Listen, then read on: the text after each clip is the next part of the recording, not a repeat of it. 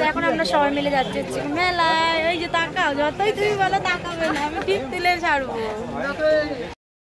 Sorry, আমার কাকি এখন মেলায় যাচ্ছে, দত্তপুকুর রথের মেলায়। আমার মা, দিদা, আমার কাকি, আমার মায়ের যা, আমার বান্ধবীর বৌদি, সবাই মিলে আমরা এখন মেলায় যাচ্ছি।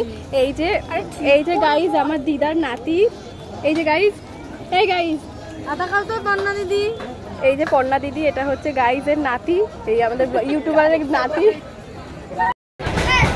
ও বেশি বেশি করে, ওটাই করতে হবে। এই যে পর্ণা,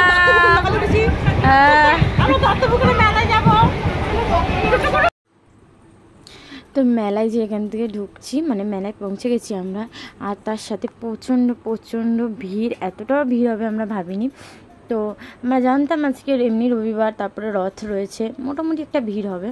তারপরে এই যে না ঢুকতে সব কেনাকাটা স্টার্ট করে দিয়েছে। আর অতিরিক্ত এই সাইডটা ছিলাম আমরা, ভালো ছিলাম আমরা। কেন যে ওই সাইডটায় গেলাম, ওই সাইডটা এই যে দেখছো না, এই যে শুরু হলো এত ভিড়। আর আমরা সব যে যার মতো ছাড় হয়ে গেছি, কে কাউকে খুঁজে পাচ্ছি না।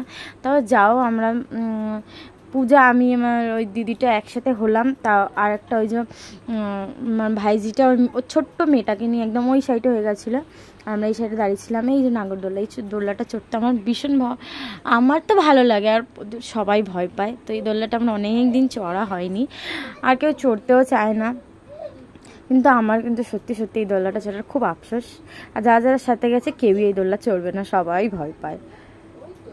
তো তারপরে এই এক সাইডে আমরা দাঁড়িয়ে রয়েছি, ওখানে অপেক্ষা করছি। আর এই যে আমার চোখ মুখের অবস্থা দেখে তোমরা বুঝতে পারবে যে কতটা মানে ঘেমে পেয়ে শেষ হয়ে গেছি। তো তারপর এখানে ওই ছোট্ট পুচকুটার জন্য এটা কিনেছিল, এলাম এক সাইডে দাঁড়িয়ে আছি, কী করবো, বোর হচ্ছিলাম দাঁড়িয়ে। তাহলে এটাই ফোলাই দাঁড়িয়ে। তো তারপর এখানে দেখো এগুলো মাটির, কিন্তু দেখে কি দারুণ লাগছিল, ওই জন্য ভাবলাম একটু ভিডিও করে নিই। তারপরে আমরা এই সাইডে দাঁড়িয়েছিলাম। তো তার কতক্ষণ পর আমরা সব এক জায়গায় হলাম। এই যে ট্রেনে উঠেছে, আমার শরীরটা সত্যি খুব খারাপ হয়ে গেছিলো, একদমই ভালো লাগছিল না, মাথা ব্যথা ঘুরছিলো, চুল বেঁধে করে। তো ভাবিনি এতটা ভিড় হবে, মানে কোনো আমরা কেনাকাটা কিছুই করতে পারিনি।